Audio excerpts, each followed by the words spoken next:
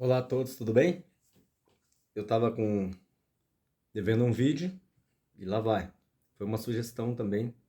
Eu não sei se me segue ou não, se segue o meu canal ou não, mas foi um pedido de um vídeo falando sobre processo seletivo. Vamos lá.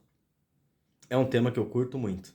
Primeiro que eu sou suspeito a falar porque eu já participei de centenas de processos seletivos. Óbvio que a maioria deles eu que era um entrevistador. Como entrevistado eu participei de poucos, mas uma coisa eu posso falar para vocês, de todos os processos seletivos que eu participei como recrutado, eu não passei, eu acredito que em dois. E é bem interessante as razões e fica até o final que você vai curtir. Assiste esse vídeo, compartilha, curte. E se você não é inscrito, óbvio, se inscreve no canal. Vamos lá. Ah, Primeiro, uma coisa que eu acho muito interessante em algumas empresas e algumas organizações é não saber definir exatamente o que precisa, o que quer. E aí começa a pegar um perfil que é colocado por um gestor, e o gestor ele vai lá e coloca as características que ele quer de um profissional, que na verdade ele não quer alguém que execute as suas técnicas, mas que simplesmente cumpra aquilo que ele determinou. Ou seja, todo mundo procura por assistentes e ninguém estuda para ser assistente, ninguém se qualifica para ser assistente, as pessoas se qualificam para ser profissionais. Quando é para ser um assistente, você não procura no mercado, você procura nas escolas técnicas, porque tá cheio de jovens aí querendo aprender, querendo apertar botão, querendo ser secretários e carregadores de café. Um profissional, ele quer sim executar aquilo na qual ele estudou a vida inteira. E é interessante que quando você vai ver os processos seletivos, o rigor que se tem para se contratar as pessoas, parece que tem gente disponível aí de todo tipo, de toda forma, e você pode se dar o luxo de colocar todos os requisitos. Por exemplo, quando eu vejo uma organização requisitando que a pessoa tenha inglês fluente. No Brasil, nem 5% das pessoas têm inglês fluente. E eles vão lá e colocam que a pessoa precisa ter isso. É, né? Isso é um primeiro ponto. Outro ponto, exame psicotécnico, exames tal, exame disso. Eu fiz uma vez um exame desses psicotécnico, foi engraçado porque uma semana antes eu tinha feito para habilitação, fazendo o processo de renovação da minha habilitação, e eu fiz. Fui muito bem na habilitação porque a mulher da autoescola era contratada, então ela facilitou ali a minha vida. No caso do emprego, era o mesmo, igualzinho. Porém, eu não tinha todo aquele tempo e o interessado era eu, não era a organização. E eu não terminei de fazer tudo. Confesso que eu não terminei, mas passei para vaga. Foi chamado. Foi chamado. Mas o que eu tenho observado, vou falar primeiro das que eu fui reprovado, que foram dois casos. Dois casos.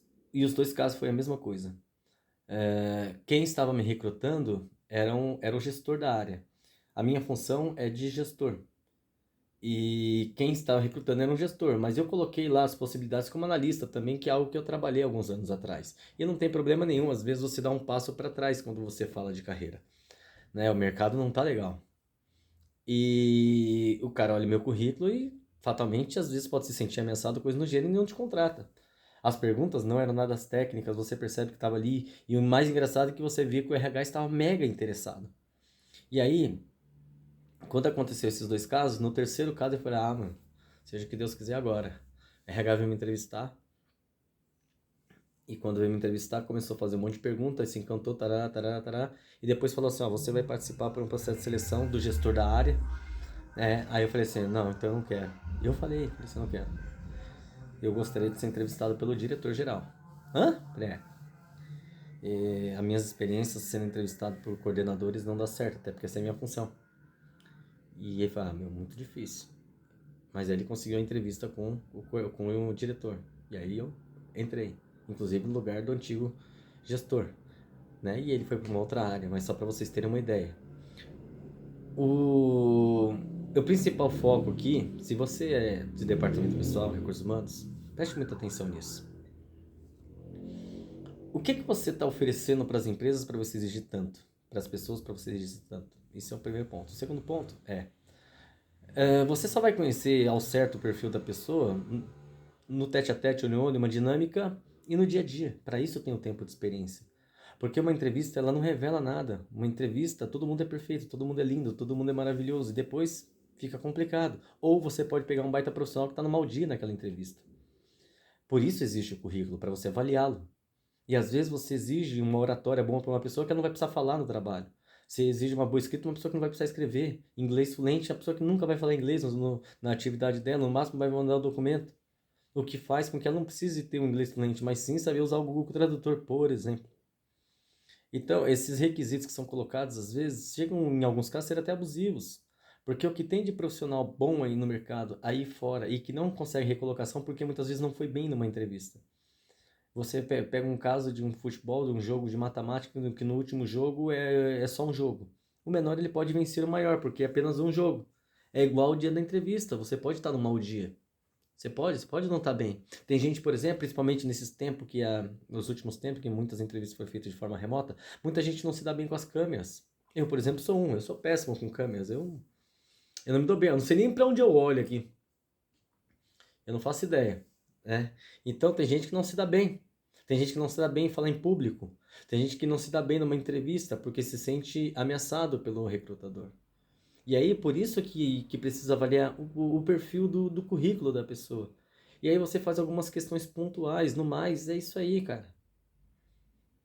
Eu conheço gente que tem inglês, não vou dizer fluente, mas 80%, que é muita coisa, inclusive da aula. Inclusive da aula. Que fala muito bem, mas quando é com uma outra pessoa que ela tem um pouco mais de familiaridade, porque não é com todo mundo que fala também. Aí chega numa entrevista, dá aquela travada, é normal. Aí se coloca 1, 2, 3, 4, 5, 6, 7 processos seletivos e você perde um grande profissional e depois você tem que contratar por eliminação, porque você não vai ter mais gente disponível e o seu tempo de recrutamento, de pegar alguém, vai passando. Eu não consigo entender para que pede o currículo e depois tem que falar com a pessoa e ficar com aquele monte de perguntas. E, às vezes, eu mesmo, quando eu entrevistava as pessoas, eu quebrava o gelo, deixava a pessoa o máximo confortável possível. E quando eu percebia que não tinha jeito, eu interrompia ele com 2 minutos. Por quê? Porque não tinha o perfil para a vaga. Porque quando você vai contratar uma pessoa, entendam isso, recrutadores, sejam gestores ou chefes de departamento pessoal. Você tem que enxergar aquela pessoa naquela cadeira que ela vai sentar, naquela máquina que ela vai operar, naquela operação que ela vai fazer. Se você enxergou ela lá, pronto, é o que basta. Às vezes nós perdemos grandes profissionais porque nós somos mais católicos que o Papa. Queremos ser mais real do que a realeza. Então isso não é legal. Não é bom, não. E outro mito que existe muito forte também, se a pessoa está trabalhando, então é uma pessoa que tem que valorizar mais. Uma pessoa que está no mercado é uma pessoa que provavelmente deu algum problema em algum lugar. Não, não é isso. Às vezes, muitos profissionais eles têm se desligado da empresa porque não tem tido uma boa sinergia, não tem tido um bom relacionamento, não se deu mais naquele lugar ou o tempo deu. Aí pega e sai, é simples assim. Simples assim. É fato. Eu conheço muita gente de departamento pessoal. Eu conheço muita gente de recursos humanos. Conheço muito, muito, muito, muito mesmo. E eu sempre falo isso para eles. Às vezes vocês perdem uma grande oportunidade.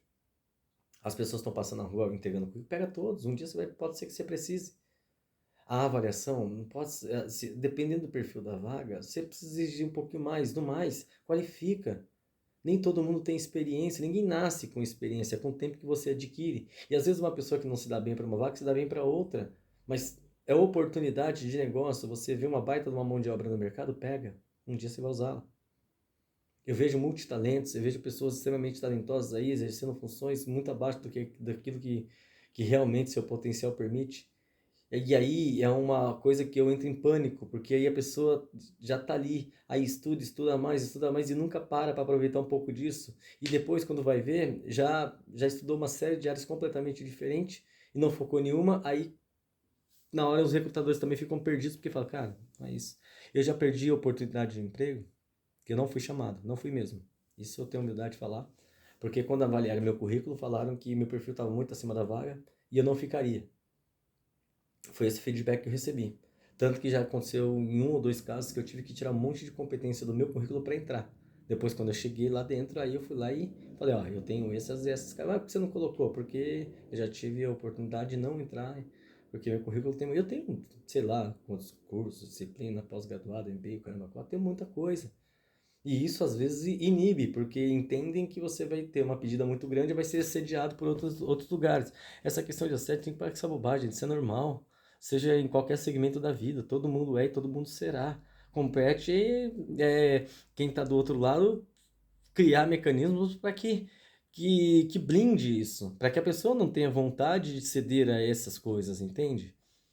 Né? Se alguém está no mercado, pode ter certeza, é porque ou não deu certo ou porque a coisa não rolou. Mas uma coisa que eu sempre falo para quem está trabalhando, fica com a antena de olho bem aguçada para que na hora que aparecer uma oportunidade você não fique preso, não fique, porque a empresa também está sempre pleiteando alguém para tua vaga, para o teu lugar. Pode ter certeza que o RH está trabalhando 9 horas por dia nisso, tá?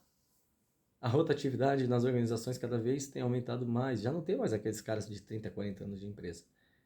E infelizmente, é o que eu falo, às vezes o RH se preocupa em ter um protocolo extremamente rigoroso e exigente para contratar pessoas e perde grandes talentos.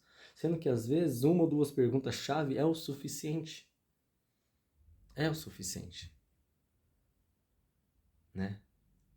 Se você quer contratar um jornalista, você precisa saber falar muito bem.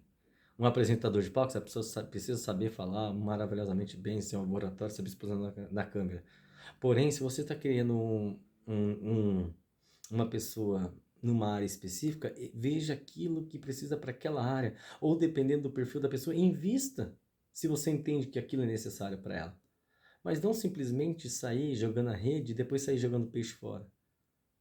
Às vezes esse peixe que volta para a água volta morto, já está machucado, fragilizado. Então é assim, o mercado é assim. O mercado é dessa forma. Nós temos 10 milhões e meio de pessoas desempregadas em todo o Brasil. Nenhum desses presta? Nenhum desses é bom o suficiente? Hã? Ou será que a estratégia que está sendo utilizada para a contratação está sendo um pouco rigorosa mais do que precisa? Eu vejo muita gente pegando formulário pronto em Google, em plataformas aí de busca na internet, sendo que o principal não está rolando, que é você analisar o histórico daquela pessoa. Tem uma galera nova aí que tem muita experiência, em contrapartida, tem uma galera nova aí que não tem experiência nenhuma, foca apenas em salários baixos, porque quer ingressar no mercado. E aí você vai numa outra pessoa que você fala, pô, isso daqui tem muito curso, tem muita serviço, mas a pedida vai ser alta, ou se a pedida for baixa agora, depois vai querer aumentar, porque eu sei que vai. Óbvio, todo mundo quer ser valorizado, isso é normal, gente. Se você tem uma pessoa que trabalha na sua organização que ela não tem a ganância de crescimento, essa pessoa não serve.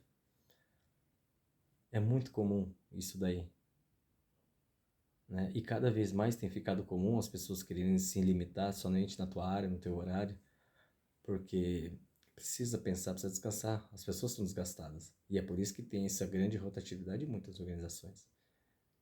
Eu sempre falo para meus grupos de funcionários, por onde eu passo, as pessoas que trabalham comigo, eu quero elas bem. Porque se a pessoa estiver bem, ela rende, ela trabalha bem. Se a pessoa estiver mal, ela não vai render, ela não vai trabalhar bem.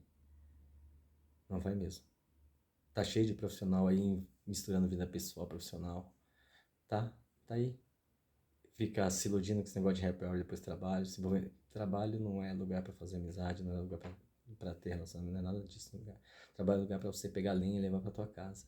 É lugar para você ganhar grana, só isso. Então não fique na hora de recrutar pessoas preocupado com a simpatia da pessoa, se a pessoa vai se dar bem em grupo. Isso é bobagem. A pessoa tem que dar resultado, tem que dar dinheiro para a empresa. É isso que vale. A amizade se faz em outro lugar. Tem lugar melhor para você fazer amizade do que trabalho. Tá? Então, RH, para com esse negócio de ficar se apegando a um monte de coisa para contratar. Olha o currículo da pessoa. Olha o currículo. Lá vai estar escrito o que você precisa. E vai estar escrito quais são as competências da pessoa. O jeito que ela fala, que ela se expressa, que ela se dá. Isso aí não tem peso nenhum, isso aí não serve para nada. Beijo a todos. Tchau, fica com Deus. Beijo.